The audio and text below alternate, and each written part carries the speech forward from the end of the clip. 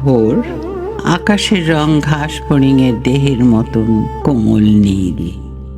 চারিদিকে পেয়ারা ও নোনার গাছ টিয়ার পালকের মতো সবুজ।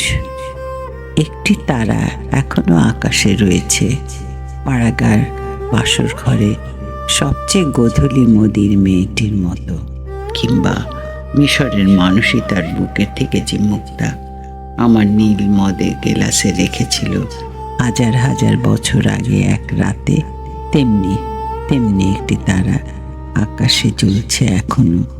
হিমের রাতে শরীর রাখবার জন্য দেশওয়ালিরা সারা রাত মাঠে আগুন জ্বেলেছে, মোরগ ফুলের মতো লাল আগুন। শুকনো অশ্বত্থ পাতা দুমড়ে এখনো আগুন জ্বলছে তাদের।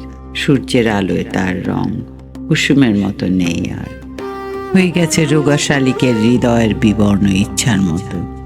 সকালের আলোয় টলমল শিশিরে চারিদিকের বন ও আকাশ ময়ূরের সবুজ নীল ডানার মতো ঝিলমিল করছে। ভোর, সারা রাত চিতাবাঘিনীর হাত থেকে নিজেকে বাঁচিয়ে বাঁচিয়ে নক্ষত্রহীন মেহগনির মতো অন্ধকারে সুন্দরীর বন থেকে অর্জুনের বনে ঘুরে ঘুরে সুন্দর বাদামি হরিণ এই ভোরের জন্য অপেক্ষা করছিল। এসেছে সে ভোরের আলোয় নেমে, কচি বাতাবি লেবুর মতো সবুজ সুগন্ধি ঘাস ছিঁড়ে ছিঁড়ে খাচ্ছে।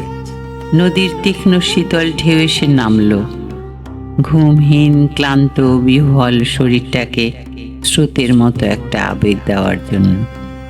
অন্ধকারের হীন কুঞ্চিত জরায়ু ছিঁড়ে ভোরের রৌদ্রের মতো একটা বিস্তীর্ণ উল্লাস পাবার জন্যে। এই নীল আকাশের নিচে সূর্যের সোনার বর্ষার মতো জেগে উঠে সাহসে, সাধে, সৌন্দর্যে হরিণীর পর হরিণীকে চমক লাগিয়ে দেবার জন্য।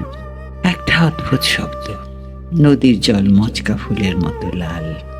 আগুন জ্বলল আবার, উষ্ণ লাল হরিণের মাংস তৈরি হয়ে এলো। নক্ষত্রের নিচে ঘাসের বিছানায় বসে অনেক পুরনো শিশির ভেজা গল্প, সিগারেটের ধোঁয়া, টেরিকাটা কয়েকটা মানুষের মাথা, এলোমেলো কয়েকটা বন্দুক, হিম, নিস্পন্দ নিরপরাধ ঘুম।